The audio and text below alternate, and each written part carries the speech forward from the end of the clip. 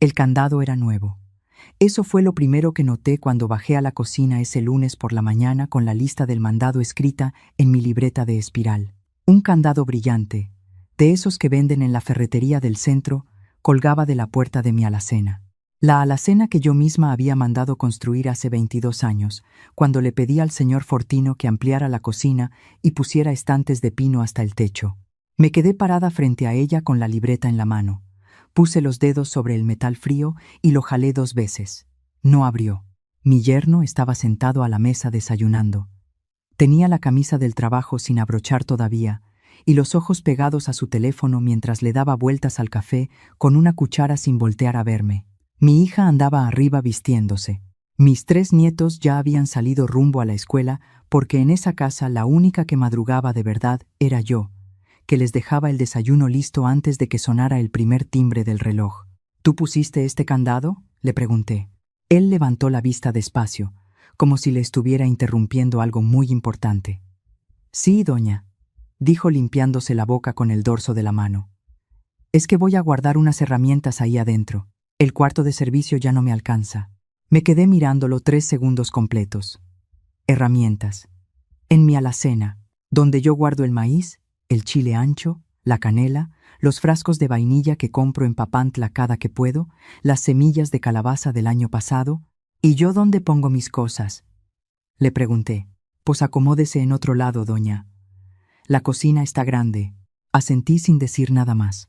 Me di la vuelta, dejé la libreta sobre la barra y subí las escaleras de regreso a mi cuarto.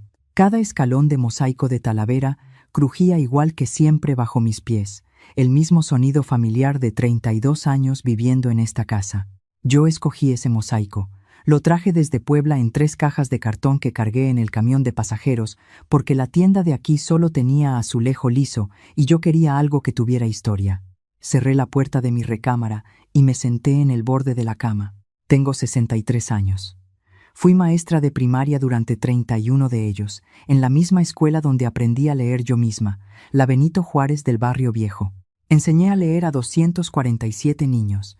Conté cada uno en mi libreta de fin de ciclo, desde el año en que entré como maestra interina hasta el día que me jubilé con carta de reconocimiento firmada por el director y un ramo de flores que me llevaron mis exalumnos de quinto D.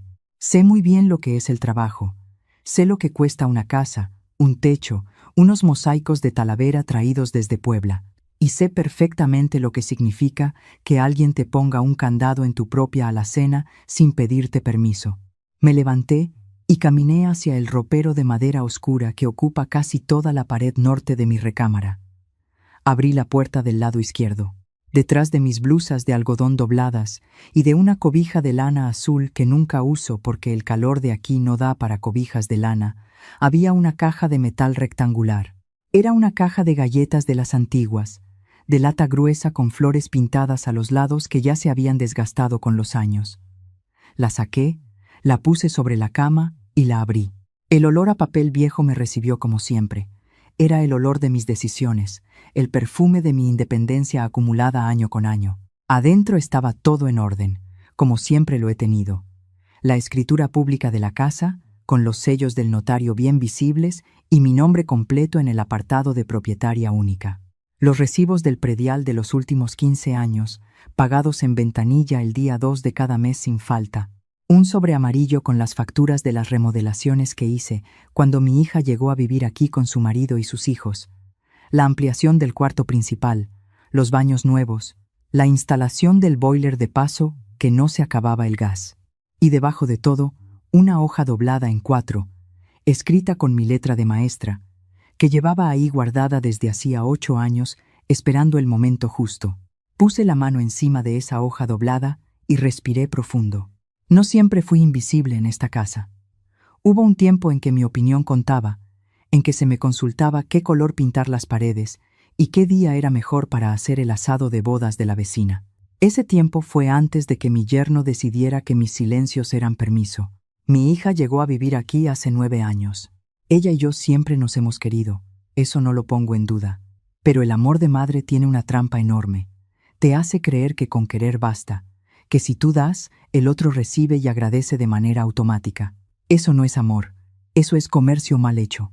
Mi yerno llegó con ella, con los 3 nietos que ya tenía y con una seguridad en sí mismo que nunca estuvo respaldada por nada concreto.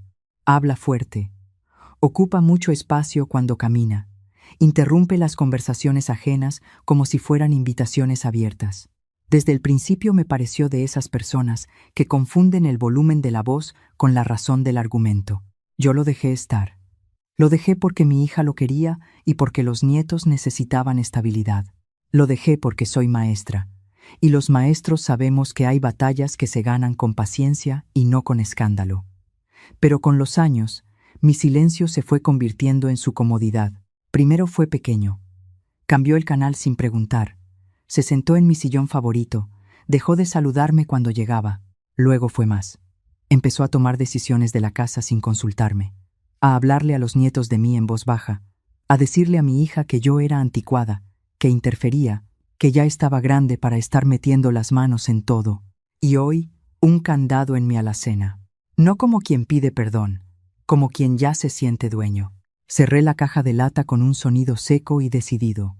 Me la puse bajo el brazo igual que antes me ponía la lista de asistencia cuando caminaba hacia el salón de clases. Volví a abrir el ropero y saqué mi bolsa de cuero café, la que cargo desde hace 12 años porque está bien cosida y tiene un cierre que no falla. Metí la caja adentro. Bajé las escaleras sin prisa. Mi yerno ya se había ido. La cocina estaba sola. Miré el candado brillante colgado de mi alacena y sentí una claridad fría asentarse en el centro de mi pecho. No era coraje descontrolado, era reconocimiento.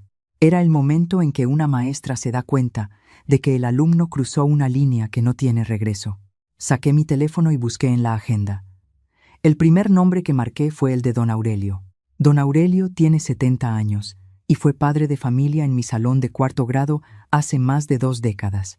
Cuando su hijo aprendió a leer de corrido, vino a la escuela a traerme 1 kilo de queso añejo envuelto en papel de estraza y me dijo que si algún día necesitaba algo, lo que fuera, que nada más marcara. Desde entonces hemos sido vecinos de confianza. Tiene una camioneta roja destartalada que funciona de maravilla y 2 sobrinos que le ayudan con los fletes cuando se necesita. Maestra Consuelo. ¡Qué gusto!, contestó al segundo timbre con su voz de tierra caliente. Don Aurelio, necesito un favor, le dije sin rodeos. ¿Puede venir mañana martes en la mañana con sus sobrinos y la camioneta? Tengo unos muebles que mover. Maestra, para usted lo que guste. ¿A qué horas la acomodo? A las 9. Y don Aurelio, necesito que sean discretos, como usted mande. Ahí le caigo clavado con los muchachos. Colgué. Luego fui a la sala. Me senté en mi sillón de mimbre junto a la ventana que da al patio y abrí la caja de lata sobre mis rodillas. Saqué la escritura y la revisé despacio, aunque me la sé de memoria. Casa-habitación de 2 plantas con patio interior y jardín trasero. Municipio registrado, sin adeudos ni gravámenes, a nombre de Consuelo. Sola, 5 propietarios, sin nombres adicionales. Luego saqué la hoja doblada en 4. La abrí con cuidado. Era el inventario que hice hace 8 años. Un domingo por la tarde, después de que mi yerno le dijo a mi hija que la casa era de los 2 porque ellos la mantenían. Esa noche me senté con mi pluma de tinta negra y escribí, en mi letra de maestra, cada cosa que yo había comprado en esta casa desde que la construí. El tinaco, el calentador de paso, los mosaicos de Talavera, los muebles de la sala, los colchones de cada cuarto, la estufa de 6 hornillas, el refrigerador de 2 puertas, las camas individuales de los nietos, los escritorios donde hacían la tarea. Lo anoté todo con precio aproximado y año de compra. El total era una cifra que no necesito compartir. Basta decir que era suficiente para comprar otra casa en otro estado y sobrarme para vivir cómoda el resto de mis años. Doblé la hoja y la guardé de regreso. Lo que viene a continuación no lo hice con rabia. Lo hice con la misma frialdad con la que calificaba exámenes. Revisando cada punto, poniendo la nota que correspondía, sin favoritismos ni lástima. Esa misma tarde llamé a la empresa de gas y reporté un supuesto problema con la facturación. Pedí que suspendieran el suministro mientras se hacía la verificación. La señorita del teléfono me explicó que tardaría 48 horas. Perfectamente, le dije. Luego entré al cuarto de servicio. Mi yerno había empezado a acomodar herramientas en unas cajas de madera apiladas junto a la pared. Revisé sin tocar nada. Al fondo, entre las cajas, estaba el talachero que él usaba para los carros. Sobre una repisa estaba el taladro que yo compré hace 6 años para clavar los cuadros de la sala. Tomé el taladro. Era mío. Me lo llevé a mi recámara. Al día siguiente, a las 9 de la mañana, la camioneta roja de don Aurelio se estacionó frente a la casa. Mis nietos ya habían salido a la escuela. Mi hija andaba en el mercado. Mi yerno tenía turno hasta las 12. Don Aurelio se bajó con su gorra de béisbol y sus 2 sobrinos, unos muchachos fornidos con camisetas de equipos de fútbol y fajas de carga en la cintura. «Maestra, a sus órdenes», dijo quitándose la gorra. «Pasen». Primero el comedor, les indiqué señalando la mesa rectangular de madera de mezquite que yo compré en una carpintería de San Miguel cuando todavía no estaba de moda el mezquite. 8 sillas, les expliqué. La mesa y 4 sillas se van a la bodega del señor Aurelio. Las otras 4 sillas van al cuarto de herramientas del patio. Don Aurelio asintió sin preguntar. Eso es lo bueno de la gente de trabajo. Entiende que el patrón tiene sus razones. Sus sobrinos levantaron la mesa con cuidado, protegiéndola con cobijas viejas que don Aurelio había traído en la caja de la camioneta. La sacaron por la puerta principal, la acomodaron en la camioneta y regresaron por las sillas. Luego subimos al segundo piso. El cuarto principal, el que tiene baño privado y ventana al jardín, lo ocupaban mi yerno y mi hija. Sobre la cómoda había una televisión de 42 pulgadas que yo había comprado con la liquidación de mi jubilación como regalo de Navidad. Me acerqué, desconecté todos los cables con cuidado, la envolví en una sábana vieja y le indiqué a uno de los sobrinos que se la bajara. Pasé al cuarto de los nietos. Había 2 habitaciones. En la primera dormían las 2 niñas, con una televisión pequeña que yo les había regalado el día del niño. En la segunda dormía mi nieto mayor, que tenía 16 años y una consola de videojuegos conectada a su propio televisor, también comprado por mí en un Buen Fin de hace 3 años. Ambas televisiones salieron de los cuartos sin hacer ruido. Para cuando mi hija llegó del mercado con 2 bolsas de mandado colgadas de los brazos, la camioneta de don Aurelio ya iba a media calle de distancia. Mi hija dejó caer las bolsas en la barra de la cocina y me miró con los ojos muy abiertos. «Mamá, ¿qué pasó con la mesa del comedor?» «Se fue», le contesté sin levantar la vista del libro que estaba leyendo en mi sillón. «¿Cómo que se fue? ¿A dónde? ¿Quién la movió?» «Yo la moví. Era mía». Mi hija se quedó parada en el pasillo mirando el espacio vacío del comedor, ese rectángulo de duela de madera más oscura que el resto del piso, porque durante 22 años había estado protegida de la luz y el polvo por los pies de la mesa. «¿Y las sillas, mamá?» «Faltan las sillas.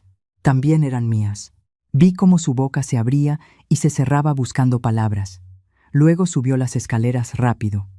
Escuché sus pasos ir de cuarto en cuarto. Escuché el silencio que siguió cuando descubrió los cuartos sin televisión. Bajó despacio, como quien carga algo muy pesado. «Mamá», dijo desde el pie de la escalera, con una voz que ya no era de reclamo sino de confusión genuina. «¿Por qué?» Cerré mi libro. La miré a los ojos. «Ayer tu marido puso un candado en mi alacena», le dije, sin preguntarme, sin avisarme, como si fuera su alacena, como si fuera su cocina, como si fuera su casa. Mi hija se mordió el labio. «Eso es porque él quería guardar unas cosas, mamá. No es para tanto». Yo le iba a decir, asentí despacio. «Sí», le respondí. «Y yo moví mis mesas y mis televisiones porque necesitaba espacio. No es para tanto. Yo te estoy diciendo». Se quedó callada. El silencio entre nosotras no era un silencio de pelea, era un silencio de reconocimiento. Mi hija no es mala persona. Es una mujer que lleva años dejando que alguien más ponga las reglas, mientras ella mira para otro lado, porque es más cómodo no ver. «Cuando tu marido llegue, quiero hablar con los 2», le dije. «Aquí en la sala, esta noche». Ella asintió sin decir nada más y se fue a la cocina a guardar el mandado. Mi yerno llegó a la 1 de la tarde. Lo escuché entrar. Lo escuché abrir el refrigerador. Lo escuché llamar a mi hija en voz alta preguntando dónde estaba el comedor. Lo escuché subir las escaleras y volver a bajar. Para cuando llegó a la sala donde yo estaba sentada con mi bolsa de cuero sobre las rodillas, ya traía el semblante rojo de quien se preparó mentalmente para un pleito. «Doña, ¿qué hizo con los muebles?», preguntó plantándose frente a mí con los brazos cruzados. «Los moví», le contesté con calma. «Siéntese, por favor. No me voy a sentar. Primero explíqueme qué derecho tiene de llevarse las cosas de mi casa». Abrí mi bolsa de cuero. Saqué la caja de lata y la puse sobre la mesita de centro. La abrí con cuidado. Saqué la escritura y la extendí sobre mis rodillas. «Siéntese», repetí.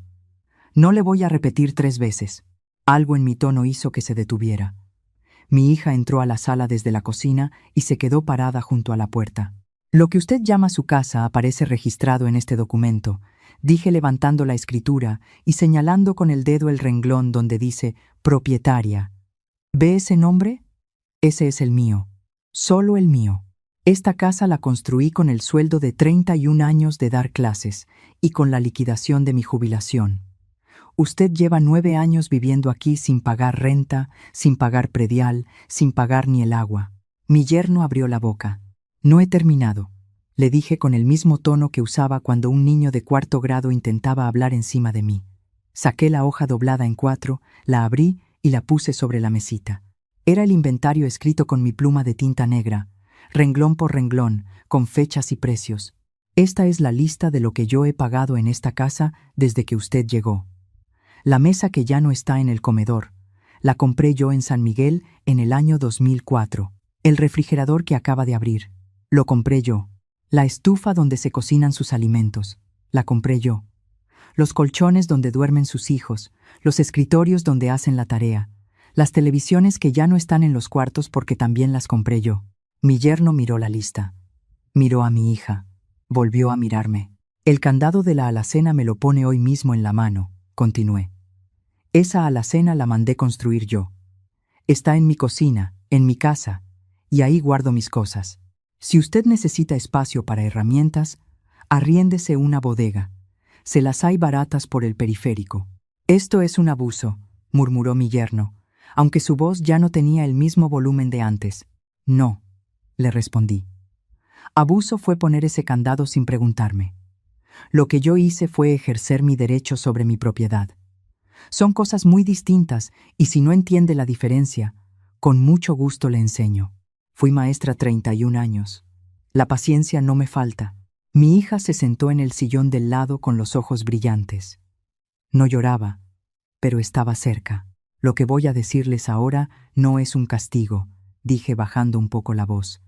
«Es una conversación que debimos tener hace años y que yo evité porque confundí el silencio con la paz. Aquí hay reglas nuevas y las quiero decir claras para que no haya malentendidos». Los miré a los dos. «Primero, el candado desaparece hoy. Si vuelvo a encontrar algo mío cerrado con llave que yo no haya cerrado, aplico lo que me corresponde por ley como propietaria.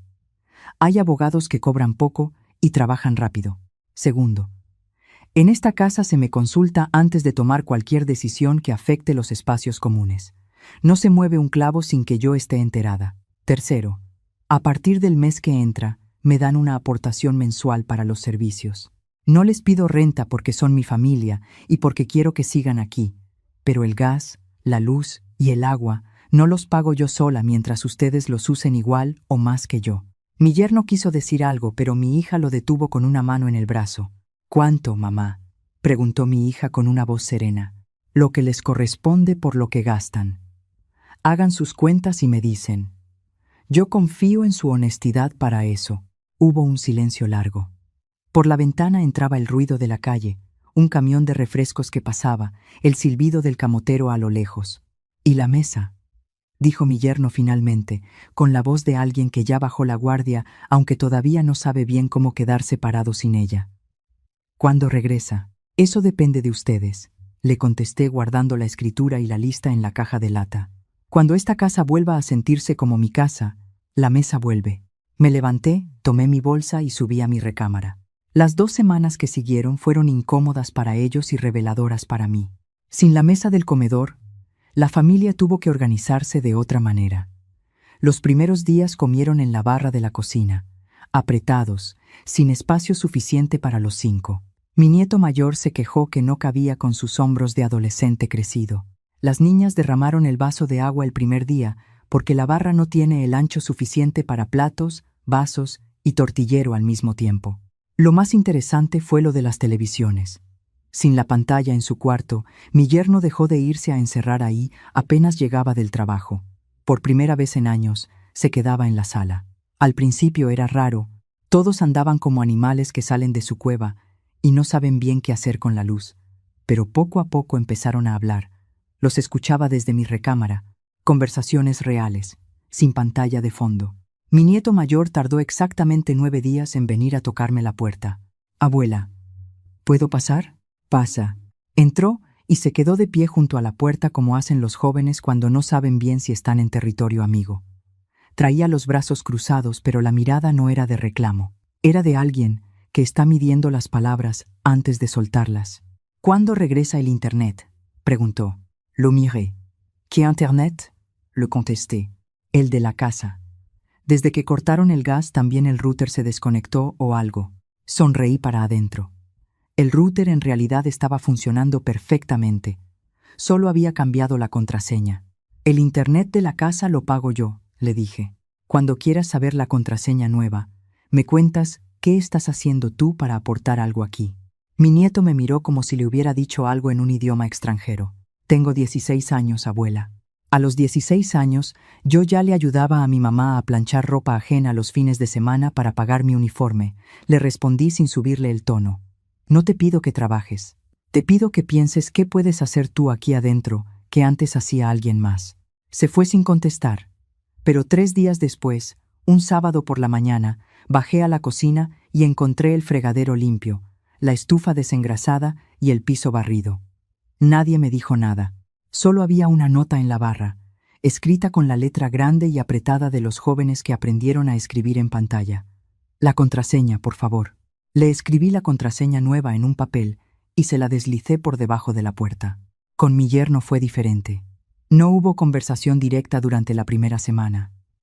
Él es de los que se hacen los ofendidos antes de reconocer que se equivocaron. Pero el miércoles de la segunda semana, cuando llegué al patio a regar mis matas de epazote, lo encontré agachado frente a la llave del jardín, apretando una tuerca que llevaba meses floja. Tenía las manos sucias de grasa y no levantó la vista cuando llegué. Ya estaba descompuesta desde antes, dijo en voz baja, como si estuviera hablando consigo mismo. Lo sé, le contesté. Se lo dije 2 veces el año pasado. Silencio. Seguí regando mis matas. Doña Consuelo, dijo finalmente. Sí, el candado. Ya lo quité. Está en la repisa de la cocina si lo quiere. No lo quiero, le respondí. Tire ese candado. La alacena no tiene llave y no la va a tener. No volvimos a hablar ese día, pero algo en el aire de la casa cambió levemente, como cuando cede la presión antes de que llegue la lluvia. Fue mi hija quien dio el paso que yo estaba esperando. Un jueves por la noche tocó a mi puerta después de que los nietos ya habían apagado las luces. Entró con 2 tazas de café de olla, me puso una en la mesita de noche y se sentó en el sillón junto a la ventana con la suya entre las manos. Nos quedamos calladas un rato tomando el café. Yo no sabía lo del candado hasta que pasó, dijo. Lo sé, le respondí. Debí haberle dicho algo. Sí, debiste. Otro silencio. El café olía a canela y piloncillo, como siempre lo hacemos en esta familia. Tengo miedo de que estés enojada conmigo, dijo en voz muy baja. No estoy enojada, le contesté. Estoy cansada de ser invisible en mi propia casa. Eso es diferente. Mi hija asintió mirando el fondo de su taza. ¿Recuerdas cuando me enseñaste a leer el plano de la casa, mamá? Tenía como 12 años y tú me explicabas para qué servía cada símbolo. Me acordé. Estábamos sentadas en esta misma habitación, en el suelo, con los planos de papel extendidos entre las dos. Me enseñaste que la casa tiene 2 entradas de agua y una llave de paso general, continuó. Que hay que abrir las ventanas del norte cuando hay calor para que circule el aire. Que los cimientos son más anchos del lado del jardín porque el terreno tiene una ligera pendiente. Sí, le respondí. Nunca le expliqué nada de eso a mis hijos, dijo. Ni a mi marido. No dijimos nada más por un momento. Eso es lo que pasa, le dije finalmente. Cuando la gente vive en una casa que no construyó, No le conoce los huesos. Sé lo que ha costado todo esto, mamá. Sé que tú lo compraste, que tú lo pagaste, que tú lo pusiste. Eso no es lo más importante, le dije sorprendiéndola. Lo más importante es que sepas que puedo seguir siendo la dueña de esta casa o puedo ser tu mamá, pero no puedo ser las dos cosas si ustedes solo me ven como una de ellas. Mi hija se limpió los ojos rápido, con el dorso de la mano, como cuando era niña y no quería que la viera llorar. Quiero que seas las dos, dijo. Entonces compórtense como si lo fueran, le respondí con suavidad. Se terminó el café. Me dio un abrazo antes de salirse. Uno de esos abrazos largos que se dan pocas veces en la vida porque se reservan para los momentos donde las palabras no alcanzan. Y se fue. 3 semanas después de que la mesa salió de la casa, llamé a don Aurelio. «Buenos días, maestra», contestó con su voz de siempre. «Don Aurelio, ¿puede traerme la mesa el sábado en la mañana?» «Ahí le caigo, maestra». «¿A qué horas?» «A las 10». «¿Y las televisiones?» «Esas de momento se quedan en su bodega. Como usted guste». El sábado a las 10 en punto, el sonido de la camioneta roja hizo voltear a mis nietos desde la ventana de la sala. Don Aurelio llegó con sus sobrinos y la mesa de mezquite bien acomodada en la caja con las cobijas de siempre. La metieron por la puerta principal con el cuidado de quien regresa algo prestado en buen estado. Las 8 sillas las recuperaron del cuarto de herramientas del patio y las colocaron en su lugar una por una. El sonido de la madera de mezquite asentándose sobre los mosaicos de Talavera fue exactamente igual al que recordaba desde hace 22 años. Le pagué a don Aurelio su trabajo y le agregué un extra que él intentó rechazar y yo insistí en que aceptara. Se fue quitándose la gorra como siempre.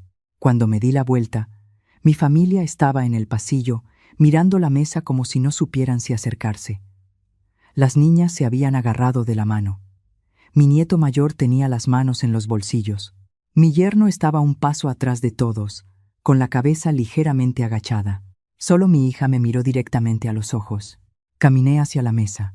Puse la mano sobre el respaldo de mi silla, la del lado que da a la ventana del jardín, la que recibe la sombra del limonero en las tardes. La mesa regresa porque yo decido que regrese, dije mirándolos a todos sin subir la voz. No porque se los gané ni porque me los deba. Regresa porque esta es su casa también, y porque los últimos días me demostraron que saben entender cuando se les habla con claridad. Eso es suficiente para empezar de nuevo. Nadie habló. Mi nieto mayor asintió con la cabeza, lento. «Hija, pon a calentar el caldo que dejaste en la estufa desde temprano», le dije a mi hija. «Niñas, traigan los platos de la alacena, que ya la abrí». «Y tú», le dije a mi nieto, «pon la mesa».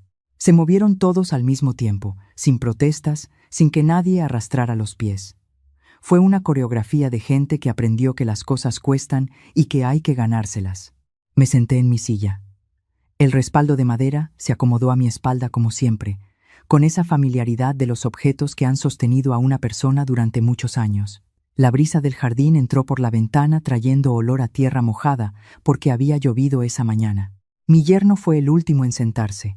Lo hizo en silencio, sin hacer ruido con la silla, con la mirada en el mantel de cuadros que mis nietas habían puesto derecho por primera vez en mucho tiempo. Cuando mi hija sirvió el primer plato, lo puso frente a mí antes que a nadie más. Lo hizo sin que yo se lo pidiera, sin que nadie se lo indicara. Lo hizo porque así lo decidió ella sola. «Buen provecho», dije. Y comimos. Esa noche, antes de dormir, guardé la caja de lata en su lugar detrás de las cobijas del ropero. La escritura, el inventario, los recibos, todo en orden como siempre. Cerré la tapa con el sonido familiar del metal. No la escondí con vergüenza ni con miedo. La guardé con la tranquilidad de quien sabe que tiene todo lo necesario para defenderse y espera no volver a necesitarlo. Apagué la luz y me quedé un momento escuchando la casa. Arriba, mis nietos se preparaban para dormir. Se escuchaban sus voces en el pasillo, conversando, riéndose de algo. Abajo, el sonido del agua en el fregadero. Alguien lavando los platos sin que nadie se lo ordenara.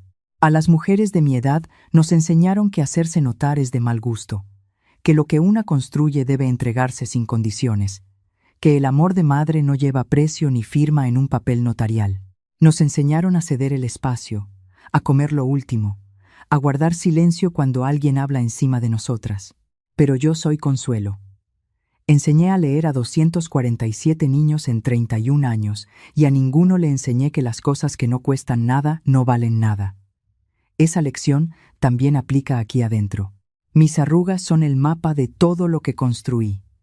Mi voz cansada al final del día es el sonido de una mujer que no paró hasta que no tuvo que parar. Y estas llaves que cargo en la bolsa, las de la puerta principal, las de la alacena, las de la caja de lata donde guardo mis documentos, no son las llaves de una vieja aferrada a lo suyo, son las llaves de alguien que sabe exactamente qué tiene, qué vale, y para quién abre la puerta cuando merece que se le abra.